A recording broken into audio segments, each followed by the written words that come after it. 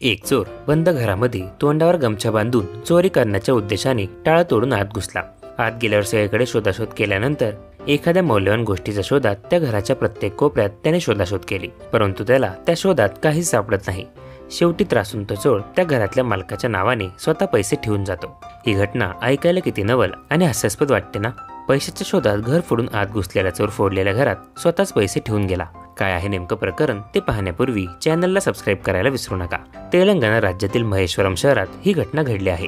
विशेष म्हणजे या घटनेतील सगळे दृश्य सीसीटीव्ही कॅमेऱ्यात कैद झाले आहेत, तसेच सोशल मीडियावर चांगलेच व्हायरल होत आहे। या दृश्यात एक चोर तोंडावर गमछा बांधून हॉटेल फोडून आत घुसतो। आत घुसताच शोधाशोध सुरुवात करतो। शोधाशोधीत बराच वेळ घालून सुद्धा हाताला काहीच लागत नाही। शेवटी हा चोर सीसीटीव्ही समोर येऊन अशा खुणा करतो की जणू तो हॉटेल मालकांसाठी वंगाळ शब्दांचा प्रयोग करत आहे। त्याच्या प्रयत्नात काहीच हाती लागलं नसल्याने त्याची चीड संपूर्णपणे दिसून येत आहे। शेवटी चोर फ्रीजमधून पाण्याची बॉटल घेतो आणि पुन्हा सीसीटीव्हीकडे बघत मालकाला शिव्या घालत डेस्कवर 20 रुपयांची नोट ठेवून फरार होतो। या घटनेने सोशल मीडियावर बराच मार्केट घेतला असून अनेक जणांनी त्याचा प्रतिसाद कमेंटमध्ये दिला आहे।